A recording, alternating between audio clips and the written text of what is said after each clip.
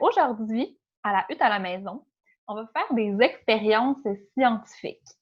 Donc, je sais que vous êtes habitués d'avoir des activités qui se passent sur le web, des applications que vous accédez directement sur votre ordinateur.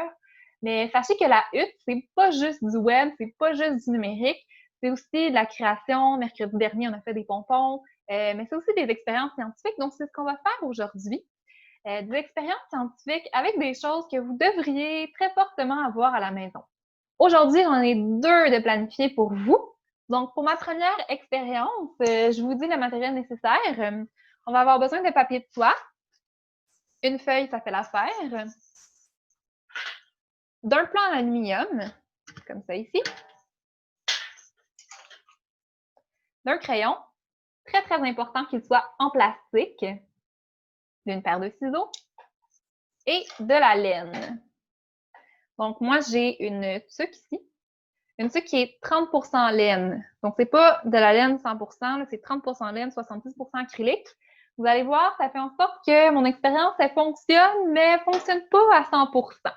Donc, si vous avez de la laine 100%, ça va vraiment mieux fonctionner. Mais sinon, j'ai un autre truc pour vous, vous allez voir. Un petit truc assez facile. D'après moi, vous allez être capable de vous débrouiller. Pour ma deuxième expérience, un petit peu moins de matériel. On a besoin de fécule de maïs. On a besoin d'eau. On a besoin de beaucoup moins d'eau que ça. Je vous le dis d'avance, j'en ai beaucoup trop. Un bol. Et si vous avez envie, mais c'est pas nécessaire, moi j'aime ça, du colorant alimentaire. Ma première expérience, elle utilise le phénomène de l'électricité statique. Donc, quand on pense électricité, souvent on pense à la lumière dans notre pièce, à l'électricité dans notre maison. Ça, c'est de l'électricité dynamique qu'on appelle. C'est de l'électricité qui utilise le métal pour se déplacer. De l'électricité statique, ça utilise des matériaux non métalliques et ça utilise aussi le frottement. Donc, vous allez voir, on a simplement avoir deux matériels, deux équipements non métalliques, on les frotte ensemble et ça crée de l'électricité statique. C'est ce qu'on va faire ensemble aujourd'hui.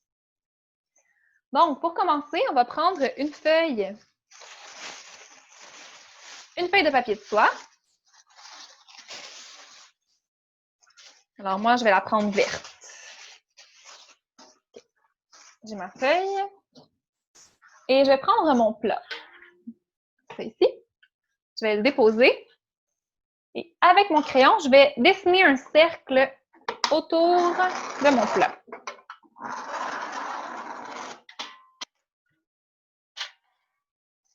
Ça va donner quelque chose comme ça ici. Vous aurez deviné. On va le découper avec une paire de ciseaux. Sauf que je veux pas que ma spirale elle fasse tout le tour. En fait, je vais vous montrer. Je ne vous ai pas montré ce qu'on allait faire. On va faire une genre de spirale comme ça ici, là, avec le papier de soie. Regardez ça. Et là, je veux que ma spirale, elle rentre dans mon plat. Donc, je veux pas qu'elle soit aussi grosse que mon plat. Alors, je vais découper à environ 1 cm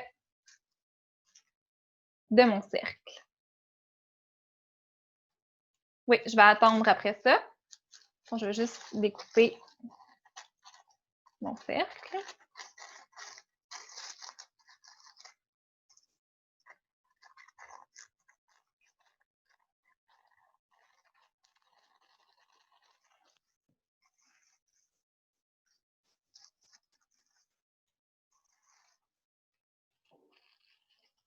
Faut faire attention quand même parce que du papier de soie, c'est quand même assez fragile. Alors, on ne veut pas tout le déchirer. Donc, finalement, ce qu'on veut, c'est un cercle, pas besoin d'être parfait, évidemment, qui va rentrer dans mon plat. Comme ça ici.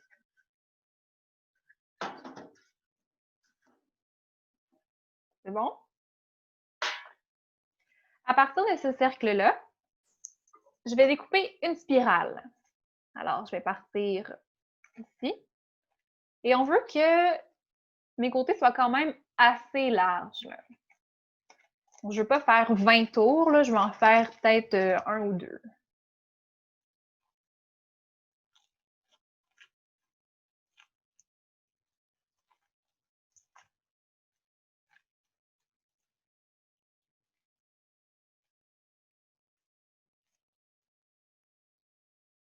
Ça donne quelque chose comme ça un petit peu ici.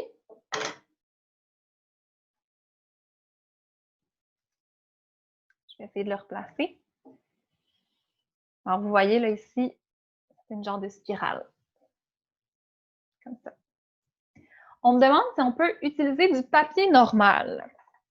Malheureusement, avec du papier normal, ça risque de ne pas fonctionner. Parce que pour que l'électricité statique, pour qu'on voit le phénomène, on a besoin de quelque chose de très, très, très léger. Et déjà, quand j'ai fait mes tests avec mon papier de soie, des fois, j'avais de la difficulté à faire fonctionner le truc.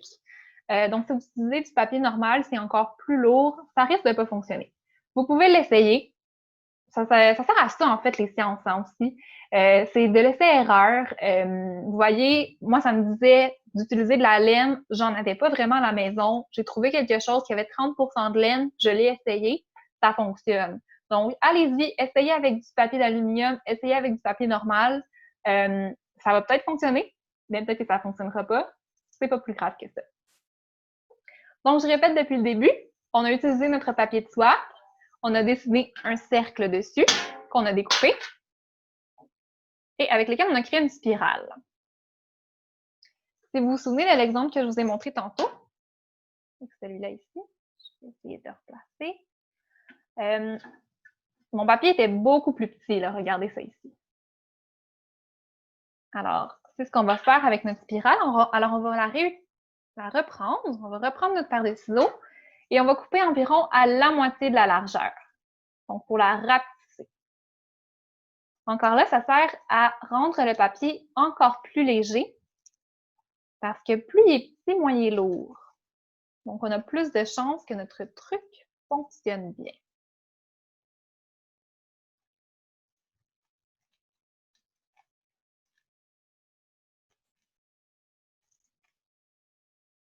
Ça.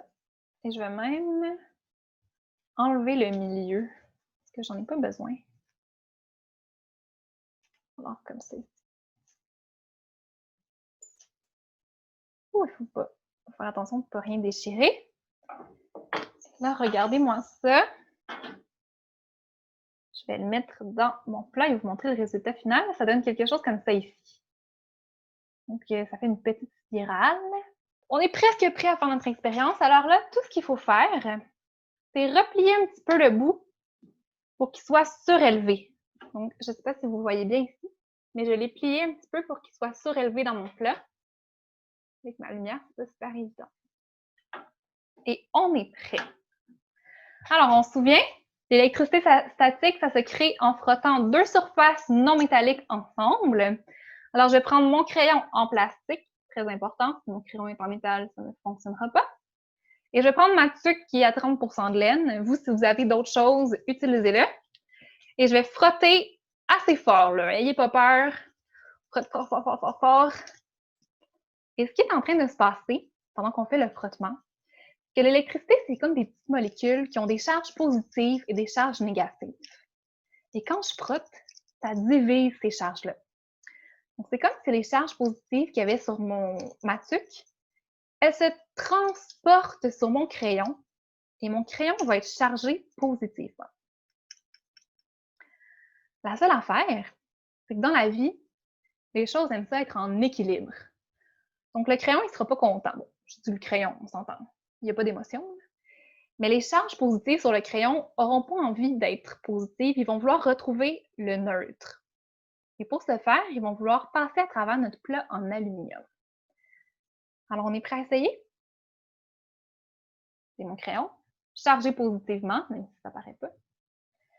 Et je vais l'approcher tranquillement de ma feuille de soie sans toucher le plat en aluminium. Et je vais essayer de lever mon papier de soie de mon plat. Comme je vous disais, avec ma tuque, ça ne fonctionne pas super bien. Essayez de vous le rapprocher pour que vous voyez un peu. Et quand j'approche mon crayon, le papier il touche, mais il ne veut pas lever. Je vais vous donner un super bon truc.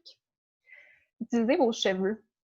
Si vous frottez le crayon dans vos cheveux, ça aussi, ça met des charges positives sur votre crayon. Personnellement, quand j'essayais avec mes cheveux, ça fonctionnait vraiment bien. Voilà. les replacer un petit peu. On va essayer de lever le papier. Et là, déjà, là, vous voyez, j'arrive déjà à le lever plus.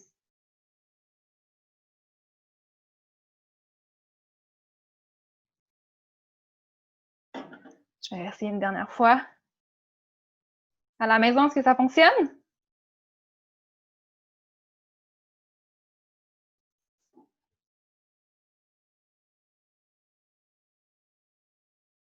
Oh, oh, oh. Vous avez vu là, je l'ai monté quand même assez haut.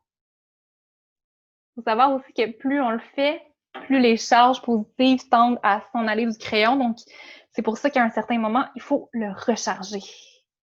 Ça fonctionne super bien. Je suis vraiment contente. Avec du papier normal en plus? Ou avec du papier de soie? Hein, quand même, quand même. Je vais vous mettre au défi de soulever toute votre feuille de papier de soie.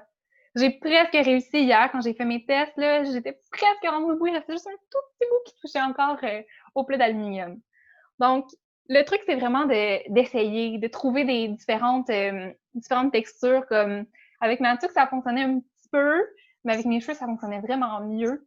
Puis je suis pas mal sûre que si vous trouvez de la laine 100%, ça va fonctionner super bien. Ah, donc il y a quelqu'un qui l'a essayé avec du papier plus léger que du papier de soie. Plus on trouve quelque chose de léger, plus ça va coller. En fait, je peux vous donner un exemple de ça.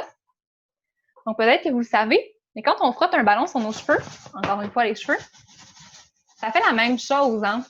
Il y a des charges positives qui se transportent sur le ballon. Et des cheveux, on s'entend, c'est pas très lourd. Donc si j'éloigne le ballon, mes cheveux vont essayer de coller. Vous voyez? Parce que là, mon ballon et mes cheveux sont chargés d'un côté positif, d'un côté négatif. Et là, toutes ces molécules-là, tout ce qu'elles veulent, c'est retrouver l'équilibre. Donc, elles essaient de se coller pour que le négatif et le positif se mettent ensemble et reviennent à l'équilibre. Ah, il y a quelqu'un qui n'a pas encore réussi. Ben, c'est ça. Le truc, c'est d'essayer. Des fois, je pense que vous avez essayé avec du papier d'aluminium et non pas un plat. Peut-être qu'avec un plat, ça va fonctionner mieux. C'est ça aussi, les expériences scientifiques. Hein. Des fois, ça fonctionne, des fois, ça fonctionne pas. Mais il faut juste réessayer. Il faut avoir la curiosité de se demander hey, ça va-tu fonctionner si j'essaie avec un coussin, si j'essaie avec une tuque, si j'essaie avec une couverte. Puis, dépendamment du matériel que vous allez utiliser, il y a des résultats qui vont fonctionner mieux que d'autres. Est-ce que vous êtes prêts pour notre deuxième expérience? Celle-là est un petit peu plus salissante, mais vous allez voir, elle est vraiment intéressante. Si je vous demande de l'eau, est-ce que ça a une forme liquide ou solide? C'est une question difficile, je l'avoue. C'est liquide. Hein? Et si je vous demande, par exemple, du bois, comme ma table, du bois, est-ce que c'est solide ou c'est liquide?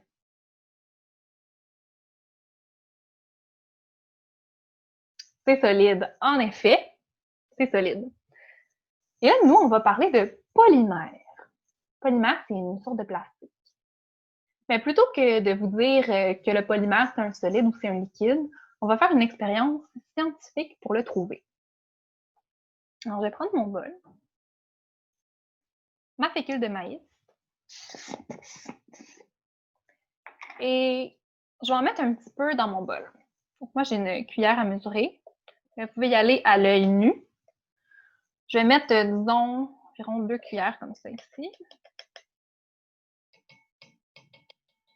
Alors, comme je vous disais, on met un petit peu de fécule de maïs. Vous pouvez le calculer si vous voulez, mais l'important, en fait, c'est on va rajouter de l'eau dedans. Il faut mettre environ 1/3 d'eau pour la quantité de fécule de maïs qu'on a dans le plat. Le truc, si vous n'avez pas de cuillère à mesurer ou de choses comme ça, c'est vraiment de mettre un petit peu d'eau, de brasser, d'en rajouter, de ne pas trop en mettre à la fois parce que sinon, ça va débalancer la substance. Alors, j'ai mis ma fécule de maïs dans mon plat. Voilà. Elle est ici. Je vais venir rajouter l'eau. Je rappelle environ 1/3.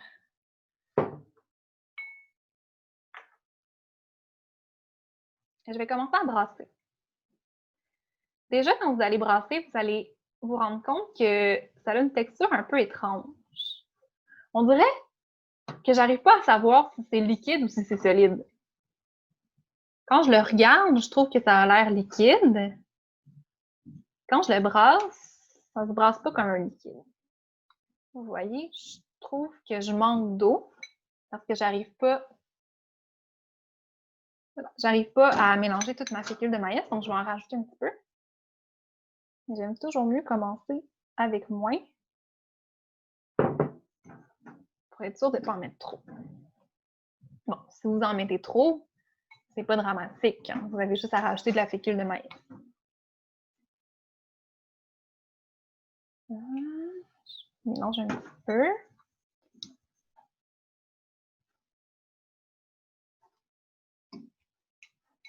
Pour ceux qui sont en train de le faire à la maison, est-ce que vous êtes capable de me dire dans votre plat de quoi ça a l'air? Parce que moi, personnellement, quand je bouge mon plat, oups, vous voyez, j'en ai échappé. Ça ressemble à de la colle, hein? Quand je bouge mon plat comme ça, je vois que c'est liquide, là. C'est vraiment liquide, là. Je bouge, puis vous avez même vu, il y en a qui est tombé sur ma table. Bon, c'est pas dramatique. Mais ça a vraiment l'air liquide. Maintenant, si je prends mon crayon, que j'essaie de le rentrer tranquillement dans la substance, j'arrive à toucher au fond du bol. OK, maintenant, je vais sortir mon crayon. Et si je tape rapidement dessus, qu'est-ce qui se passe? Est-ce que vous arrivez à toucher au fond du bol? Non, hein? Comme moi, de mon côté, ça ne fonctionne pas. Si vous y arrivez, c'est qu'il y a trop d'eau pour la fécule de maïs. Comme moi, je pense que c'est limite. Je pense que je vais en rajouter juste un petit peu. Encore un petit peu liquide.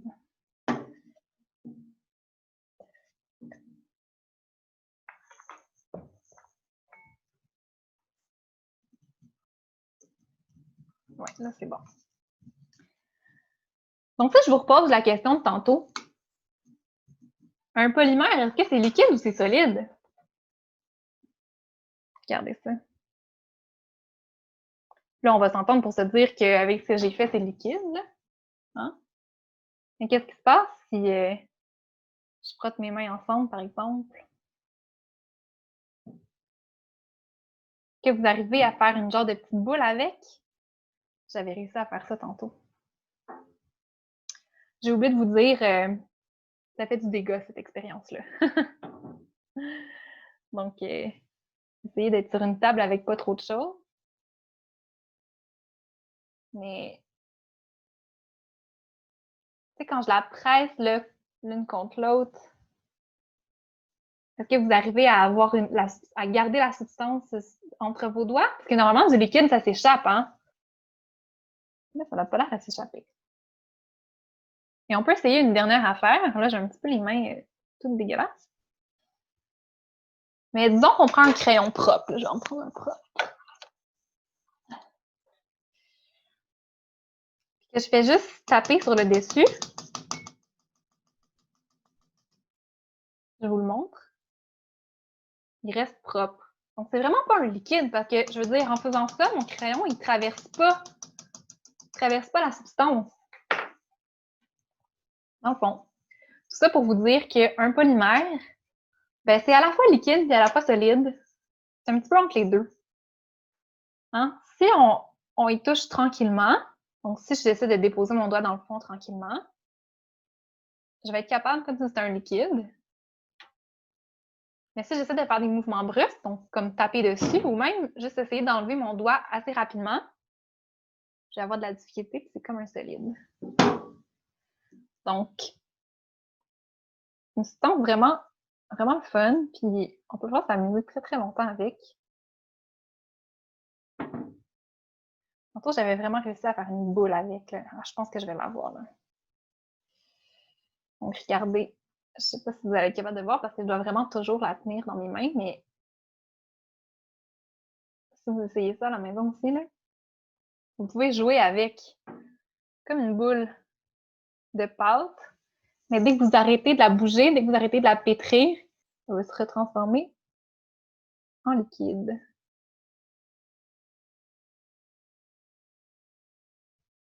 Si jamais vous n'arrivez pas à cette forme-là, c'est que soit vous avez trop d'eau ou trop de fécule de maïs. Donc, il suffit d'en rajouter. Mais là, regardez, est-ce que je vais être capable de vous montrer? Ouais! J'ai vraiment une boule là, dans mes mains qui ne tombe pas, qui fait rien. On s'entend que je pourrais pas avoir un liquide comme ça dans mes mains. Là. Si c'était liquide, je l'aurais déjà tout échappé. Pourtant, si je le lâche,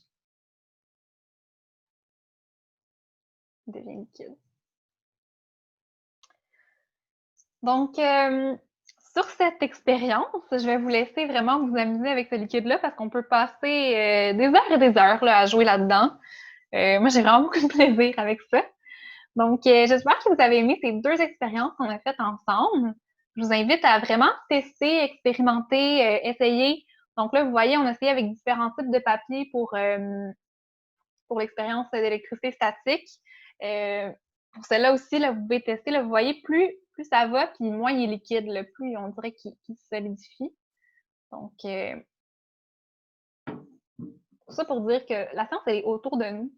Puis, on peut vraiment trouver de tout, même dans notre maison, pour faire des expériences puis découvrir de nouvelles choses. Alors, j'espère que vous avez apprécié ce petit atelier scientifique rapido qu'on peut faire à la maison. Et je vous souhaite une belle fin de journée, tout le monde.